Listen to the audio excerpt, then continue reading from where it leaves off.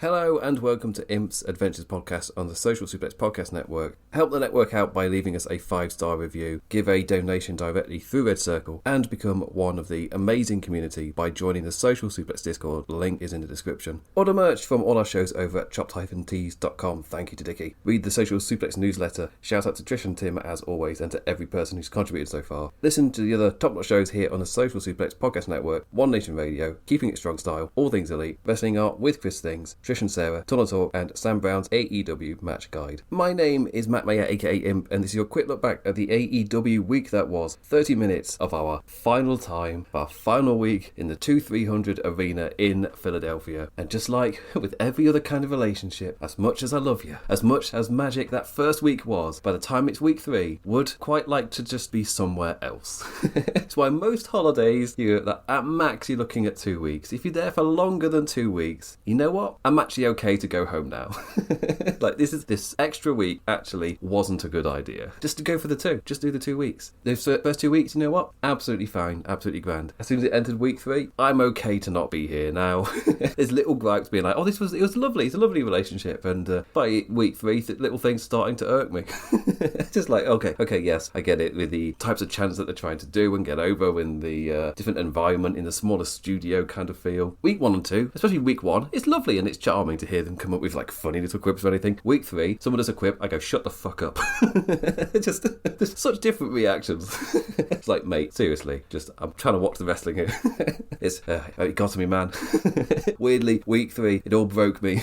I was done with the 2-300, done with it, I'm ready to move on. I love you, but also I just need a minute. Go somewhere else, please. I'm not saying don't come to Philly again, I'm just saying for like a year, I just want to be somewhere else. And to other places we will be going. We've got All Out coming up. We've got a 3-hour Dynamite next week. But for this week, let's talk about this week. We are still in the 2-300 for the final little stretch. And really, that is my overall review of it. Doing it in slightly jokey fashion, but as much as I've enjoyed these 2-300 shows, this week I did feel like I would have preferred it if we weren't here. And certain individual things, well, it just started to get to me. We're just at that point. It's at that point in our relationship that, you know, just the way that you put the plates away, it's just wrong.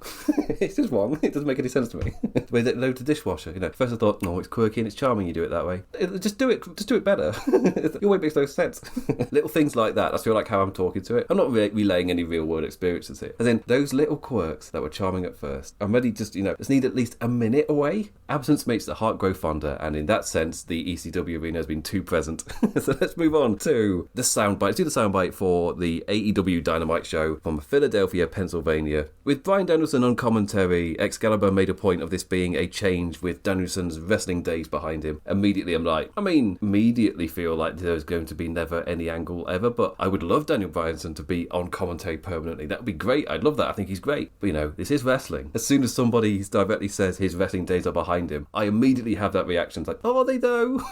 But are they though? But anyway, let's jump on over to the current AEW men's champion. Hangman Adam Page opened the show against Josh Alexander. So let's play this out. It's coming.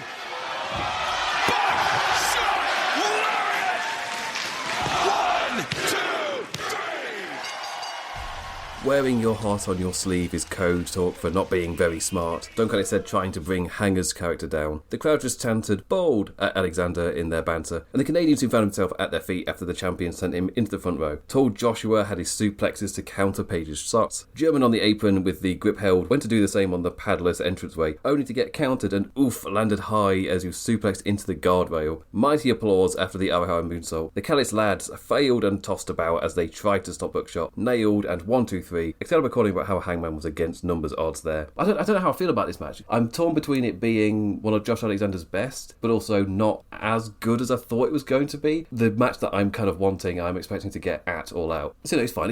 It's a decent display of your champion on telly. Well done. I don't really have a lot more to say about it. Josh Alexander was more fine than super impressive feeling, but he didn't feel like he didn't belong there or anything, but I wasn't blown away by anything that were happening there. It was, for me, competently fine. Didn't really grab me or anything. But I am grabbed by the overall story. I really like what they're doing here with Kyle Fletcher. And that's more important because that's what comes afterwards. Because after the match, Hanger's in the ring with the mic. He didn't spill all that blood to win the AEW Championship, only for someone like MJF to change the stipulations on the fly, or Kyle Fletcher to just take this title away. The full suit wanker out in answer. Get in there, you big sexy man, shouted some lad in the crowd. Page sang praise, "You are built like a brick shithouse," telling the man he sees someone full of potential, but just like Hangman was when facing Chris Jericho 6 years ago, he's not ready. I really liked that kind of mirroring, especially as you don't have to paint it as true, but it just reflects so well. This is somebody who could be one of our top guys, but right now he's not ready.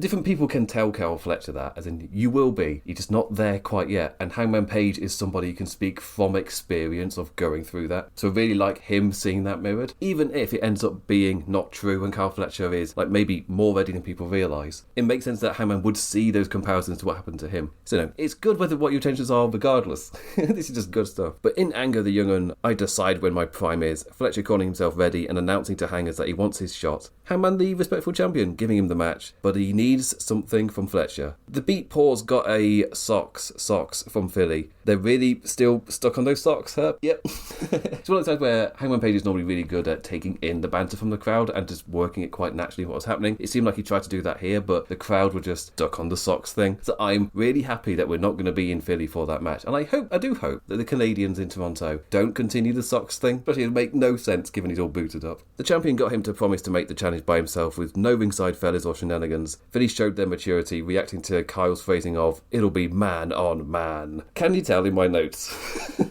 I've been relatively chilled on this point, but during this promo they got me. It's like, oh, calm down, lads. You saw it happen if you've ever watched NXT. You see the same thing kind of happen. The show's kind of turned into the crowd trying to get more chants and things over in a cheeky little way, which for me takes away from the show rather than you reacting to it. We see during the matches and everything that this is a crowd that has come here for wrestling, though. That when the actual wrestling's taking place, they really are invested. And I'll use a getting invested tangent to do the backstage bits, which is like 3 little segment parts which I didn't feel like I could logically slot in anywhere, and I don't like to just go through the show in full order. So let's just bash through these 3. The camera's caught up with MJF after Collision. There is no honeymoon until Mark Briscoe is dead. He'll be on Collision to hear Briscoe's match choice decision. He did also call his new wife a silly bitch, because he's MJF. I was like, yes, of course he said that. Of course he said that. Hook with a fire promo. Literally, a promo by a fire pit on a roof. Content itself, I was like, okay. It's time for him to stand on his own. Or maybe not. Like, okay, thank you. Back to the studio. Like, watch this being like, what? Why are we even there? Why is this even there? I do quite like the idea of Vigilante Hook and just leaning back into that again, or leaning into it in a different way than previously. But this promo was just nothing. It wasn't. I think it was trying to just be that. Going to kind of keep it just like not clear what his intentions are going to be or how he's reacting to everything. But it felt like it was trying to be cool, and then it just wasn't. I think it's a better way, the way that I'd explain it. Speaking of cool, Willow with Renee in a light blue lit hallway called out Marina Shafir, instead got Hardy with a guitar, there to sing and charm Willow into tagging with her and Statlander, but kept broke at Cat on Your Face, because Hardy Cameron had a cat paint on her face. Which led us into the women's match, Mercedes Moné and Emily Sakura versus Alex Windsor and Rio. Philly had some lovely fun enjoying Sakura and Rio. As much as they like going Windsor, they do love themselves some good wrestling. Both Norwich and Japan got to dive up in the corner to the outside, onto the baddies for the ad break lead in. It's still just nice to be watching tag wrestling that isn't straight up building to the hot tag. Windsor submission had Mercedes trapped in the ropes as Rio had her mentor in a single leg Boston Crab for the win. Not happy Mercedes after, but no post-match jump or anything. I felt like for Rio, I've seen her dance much stronger, but we'll see how the match goes with Mercedes. This wasn't her strongest effort, but that's fine. Like, whatever. I'm not going crazy over it. And we got another visible stopping from with Alex Windsor on Mercedes as well, just continuing to do that. And in her matches, she is surviving, not outright winning. So I want to see if that does continue with Rio. I'm saying that Rio is a good opponent to continue that feeling, but that's me assuming that's what they're doing, just building upon that, chipping away at the feeling of Mercedes having all these belts, but also not wrestling at her best and getting caught out or just surviving. Then on to FTR and Adam and Christian. We got an It's All About the Numbers tape with Renee narrating. It's all bullshit. That tape is all bullshit. Announced Stokely, managing to stay on topic, hitting home on how this should have been a dream match, but it just isn't. Before he then ranted about the no host thing again. Like, he's not getting to him though. It's not getting to him. Dax went full Bubba Ray Dudley and antagonised the front row Philly faithful for a fight before knocking the camera guy down and beating on him, and we kept cutting to the guy knocked down on the floor from like his angle. Like, I didn't feel like it was as natural and smooth as I hoped it would be. But you know what? I'm all for something different and creative, even if I did watch it going, I mean, you wanted it to feel like this big escalation thing, and just listening to the commentary is meant to be like, oh, these dastardly FDR.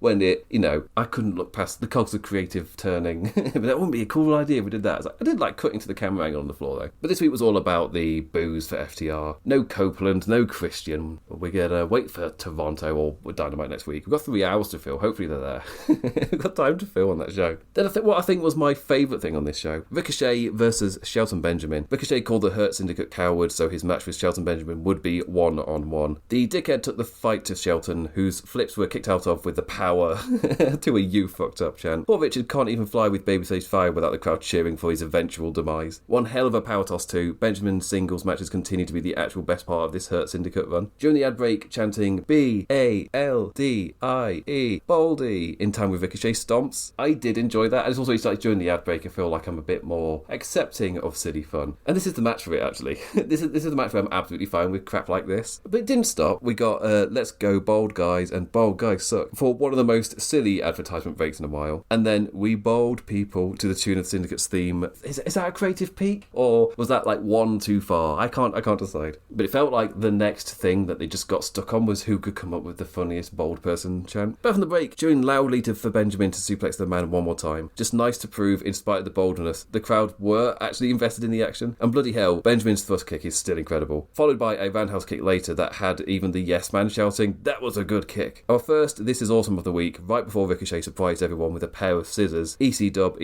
as Philly tried to steer Shelton, but Benjamin just ripped them in two. I was like, yes, pre-cut scissors. We're in the apex of wrestling. So yes. Then big old distraction and Ricochet wins. Because nobody in the Hurt Syndicate is allowed to lose clean. It sticks out because it's the one act. I think that's the thing for me. Because it's the one act that isn't able to lose clean, and they are the current, we're big stars that have come from the other place. They're like the last remnant of that, and tied to them as well is just this not losing clean kind of aura that's around them. Philly Street Fight, Tony Storm versus Sky Blue. Time for silly nonsense. Storm out as the Sandman, the ECW legend, drinking a can and smashing it over her Aussie head with kendo stick in hand. Kendo stick battle to start with, but not longer later I was watching Sky staple all 3 of arse, tits and vagina. Like, there is no way to PG call this match. And I loved that Bryan Danielson was on commentary for this too. Like, hello Bryan, great to have you. Like, first thing, like, can you find a way to call Tony stapling Sky's crotch in retaliation? Can you find a PG way or just a televisable way to do that? During the break, VCR and VHS chants with a pan to one of the labels reading RJ City audition tape. Back to air, perched on the barricade for a wee battle with a goofy road sign designed as a fan sign spot. Immediately I'm like, it's no DQ, you didn't have to do that. Like, at all. He could have just had it around the vicinity and it would be like no one's going to say anything. But I love the goofy long-term logic or something like this. It's like, you know what I'm going to do? I'm going to have someone in the crowd holding a sign, and if in a very specific circumstance we go to this specific location, then I can do it. It's the amount of pre-planning that's needed for this very specific situation that's definitely going to arise. As a dungeon master in D&D, I wouldn't plan this. I wouldn't put that in there. I wouldn't be doing that. In no world would I be putting a plan like that, because it's not going to get engaged with. It's so specific. The situation is so specific that would need to play out. And yay, a table covered with glued on mousetraps. Whoever sets it takes it rules, as Tony took the bump and all of the snaps. I thought this fell a little bit into the was this I am the table moment, but I thought the whole point was the mousetrap stuff, not the table bump. So in my head I didn't have any negative reaction to it, because my entire thought was it wasn't meant to be a through the table spot, it was meant to be landing on the mousetraps. I could be wrong, but that was my interpretation of it. That was only the start, as a minute later Storm was spanking Blue with an electric fly swatter. The crowd reacted to it at first, and then when they saw it in action, I think they were expecting, I don't know, like a zap noise or something. I was trying to judge by their reaction, but they reacted to character getting spanked. I think they wanted some form of, like, they know with a taser there is that feedback upon connection. There isn't that with fly swatter. There isn't that feedback connection, so it's all in Sky selling it. She did a good job. Also a spot that is practically perfect to those Philly pervs. Hip attack for a face full of ass. Storm Zero onto a chair. 1, 2, 3. After the match, Tekla and Julia Hart laid down a beating. You know what that means. Chris Statlander out to fight them off. Then Jamie Hayter to equal the odds. Tekla hit the spear on Storm to end the segment, and she was the one temporarily holding the title. And that leads us into the main event, the 500k tag. Young Bucks, Jon Moxley, Claudio Castagnoli, and Wheeler Yuta versus the Ops and Brodido. This week's Young Bucks bit was them in catering ahead of the 500k tag main event, finding Cutler, who then went, "Young Bucks, shut the hell up," before Papa Mox stepped in to put them right for the match, making it clear the Death Riders don't care about the bag. Then their government names were on the Tron with their driving license photos toes as they came out to the original Dynamite theme. And the way that this match ends as well, I feel like I'm either ready for the next part of this Young Bucks thing, or I'm ready for them to have a temporary, yay, we've got out of this, we're going to become great again. Then they go to Las Vegas and they just lose everything again. It gets infinitely worse. Like, what do I want? Character beat or comedic beat?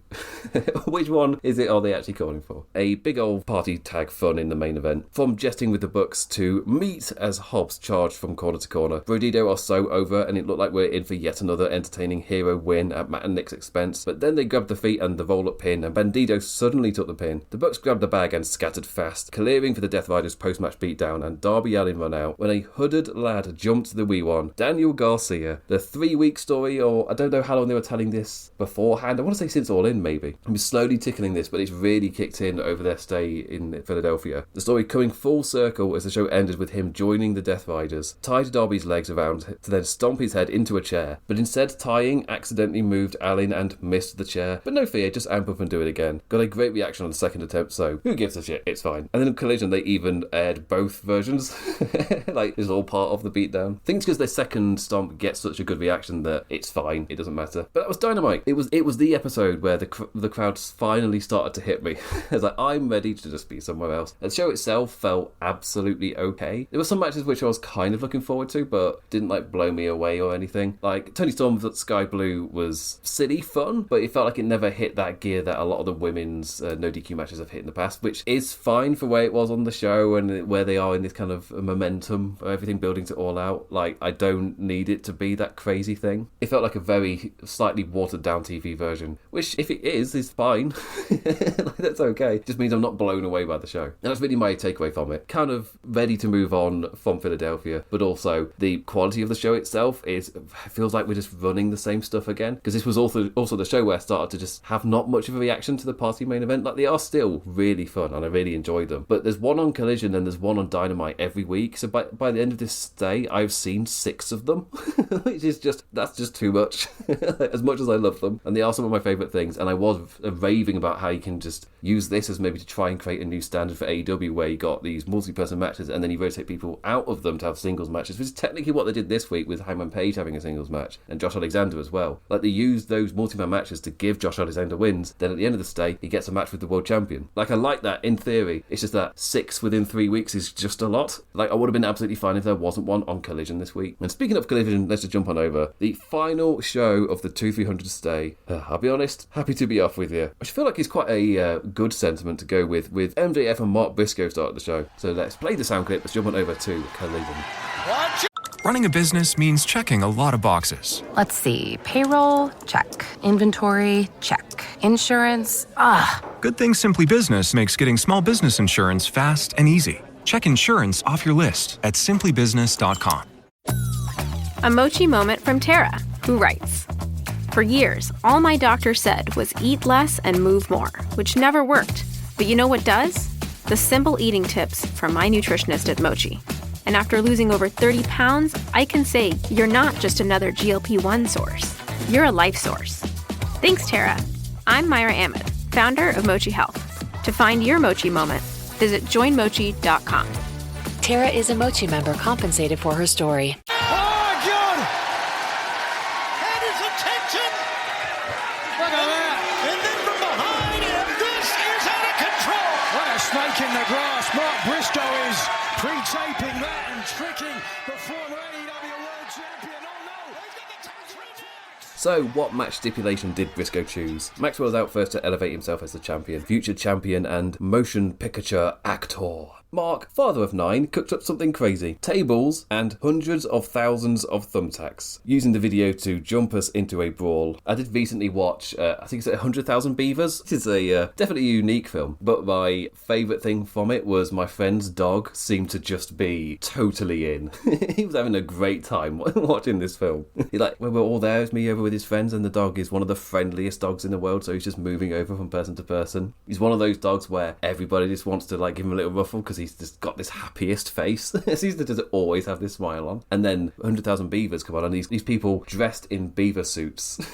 Like, if you've not seen the film, none of this will make sense. There's these people just dressed in beaver suits, and his eyes were glued to that screen with that smile as well, just watching those beavers. Anyway, I see Mark Briscoe and hear him say 100,000 of Thumbtacks, and I think of that film. And then in the segment, we got a tease of Thumbtacks. Jay Driller onto the Thumbtacks was teased before the knobhead in a suit ran away from Kentucky's finest. So we're getting a certainly unique match. Like, are the tables going to be covered in Thumbtacks? Are the tables separate from the Thumbtacks? I don't know. Do you need to DIY it, like put one onto the other, or are we going to start the match with them already stuck to it? I don't know. Whatever it is, it will be unique. But then again, I've only got 3 backstage bits this time. Lexi in the parking lot with Paragon and, me head, I've been hacked hologram. It's still utter bollocks. The fact they did it in a backstage promo is still just meaning you've then got to have Kyle O'Reilly overacting and then Roddy trying to act in a bit more of a serious thing and get on with his win a main event match here and with having to sell a guy getting hacked. Wrestling bollocks. But they linked Garcia's turn to the man's history with Adam Cole, and they're there to fight for his honour. Kyle then tentatively put his hand to Hologram's chest just to make sure he was physically, thank God he's there. Utter bollocks, but I'm all on board with it. And as I was saying, next week's Dynamite will be 3 hours, and Mascara Dorada got a wee video chatting about representing Lucha Libre in his Unified Championship Eliminator. He's facing Beast Mortos. Like, hey, where's his talk to camera? Just have a similar thing, but it just goes or something. Like, he didn't get a single second. Why doesn't he get a chat? Mystico with Alexi in the parking lot. He was interrupted by MJF and a Top Hat Man. I haven't watched any of the CMNL stuff, but good to see them get a official Mexico stamp of recognition from their government this week as well. Like, good for you. I don't have time to watch you all this show that MJF is hyping, but, good on you. Also, I assumed Man in Top Hat was because America, I guess. Have I interpreted that correctly?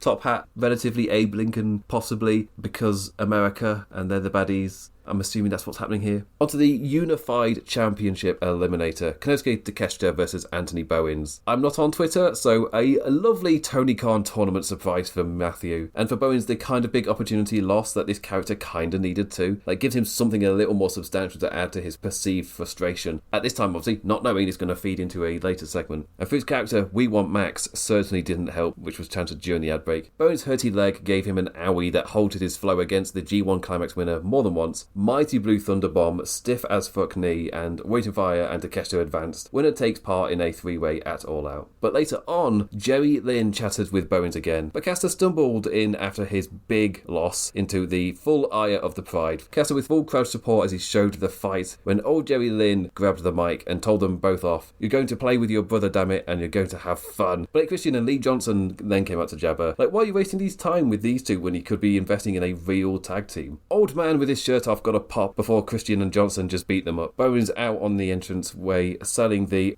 should I to tease the eventual pop as he teams with him. But when Jerry Lynn then lifted their hands afterwards, both just fell out of the ring and be like, I don't know, I don't really want this. Actually, I'll quickly just mention it. The match Max Caster had with his 5 with the best wrestler alive was against Big Bill. I was like, well, at least you've had a lovely day and no one could take that away from you, Max. They used the segment to show Eddie Kingston's social media post accepting the match with Billiam, and I did love Caster just going, as his cell during the pin.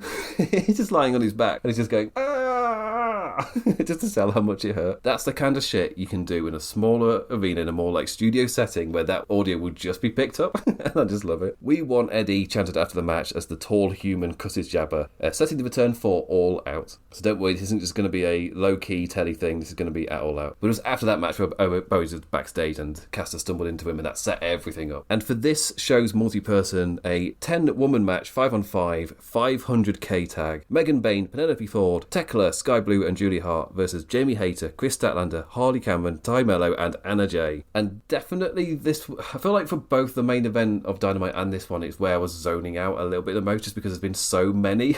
It's just like me writing notes and stuff. I've got so many notes written down over the course of these shows about these party matches where I basically reached a point where I was like, well, what else can I say?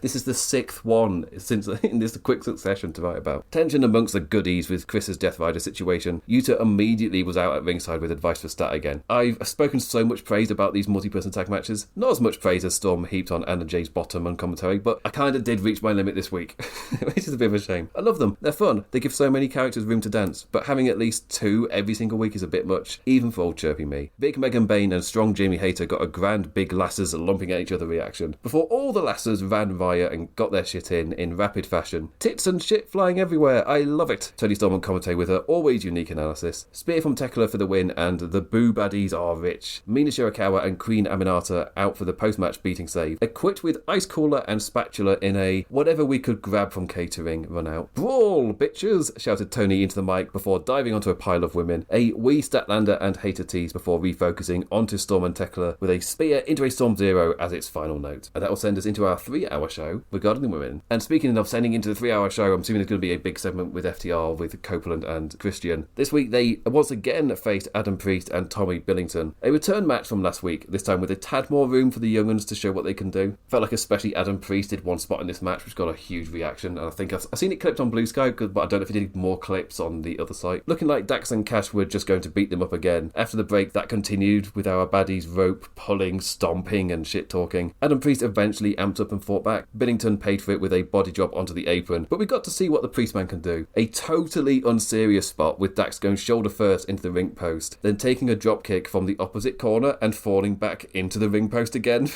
on the momentum. Just taking a drop kick, then turning back round and running into the ring post again. It's like totally unserious. But then a great spot from Priest that got the crowd doing a round of applause. A corner pop-up into an inverted DDT onto the apron as he floated over, like looked amazing. Perfectly contrasted with Billington, then more falling from the top rope to the outside.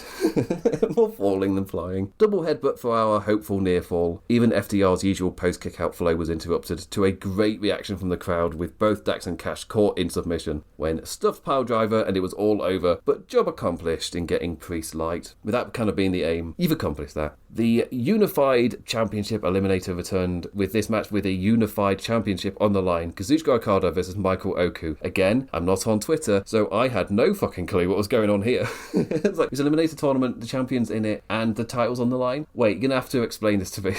Like, I'm willing to just accept it and just try and go with the flow. I'm like that at work sometimes. Like, I need someone to tell me. Like, no, you can't actually do this.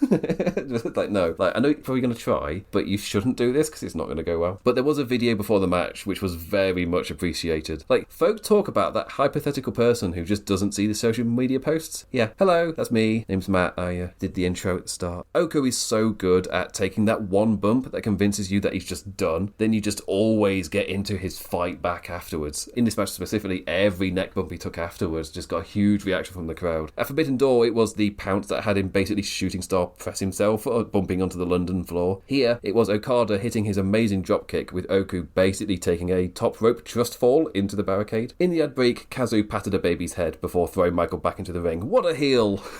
What a heel. Perfect dropkick to make a crossbody later, which was such a good fake for an Oku roll-up, which itself was such good conditioning for the second attempt to get halted and lifted up. Rainmaker for the win, another great showing for Michael Oku. I am England biased, of course. Takeshita out after the match, simply just to point and celebrate with his stablemate being in the all-out match too. Like, yay, friend. That's all that was. And our main event, John Moxley and Daniel Garcia versus Kyle O'Reilly and Roderick Strong. Garcia in basic bitch black shorts, knee pads and trainers, taking a ton of the offense until a Mox on the outside let him chop block and do what he does best in wearing down submission talking. Mox genuinely just not tagging in until like the final 5 minutes left on air, and in that he got beaten up for the Paragon Roddy hot tag Fireflow. Everybody down to applause, plenty of kicks and strikes from the goodies, but there was always a villain to break it up. Hurtney Kyle did the smart thing and dove off the apron leg first into her chest at Mark. It's like, oh, my knee's hurting. Let's do a drop kick off of the apron into a chair. That's smart, right? Like, yeah, he hit the move, but it meant that after he had a bright red weak spot to target to get Dragon tamed on. Angry Matt Menard afterwards gave us the great Schiavone quote of, "Calm down, Daddy."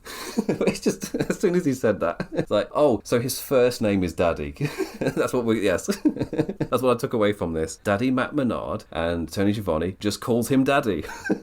No, I really appreciate having that knowledge now. So Daddy was all angry and went off air with Daddy shouting as Daniel Garcia and John Moxley then went off. And that was the end of the show. Like, I really appreciate there was this mini story that took place within the ECW Philadelphia Times, and it's kind of wrapped up here and sent us off into this new thing with Daniel Garcia character now completely it's this new thing. I'm hoping he's not going to wrestle in what what I called the basic bitch wrestling gear. But we'll see what we get go forward. But yeah, this week, I would call it my least favourite of the weeks in Philly. It definitely outstayed the welcome. I'm more than ready to move on, and I'll be happy next week when we see somewhere else. But I think back to that first week, and I was talking about how it was just a love letter to ECW, and I had a great time. I thought it was really fun. Second week was a little bit of, please sir, can I have some more? The meal's not as nice, but you still digest it nicely. Like I asked for more for a reason. But then I didn't ask for the third serving, and they got it anyway. So I'm already full. I don't need... Yes, I know the cookie at Subway is free, but I don't want it. And I know that just massively confuses the person behind the till. Like, what do you mean you don't want it? It's like, I don't want it, but it's free. Yeah, it doesn't mean I have to take it.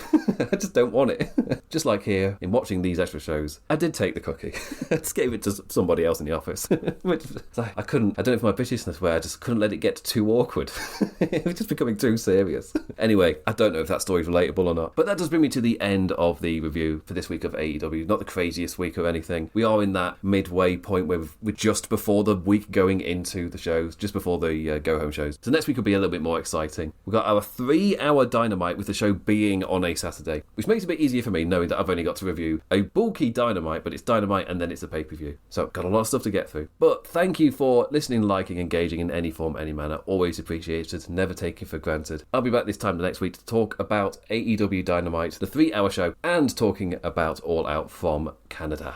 So with that, bid you adieu. See you next week for the more exciting edition of this show. Hooray! See you next week. Ta-ra!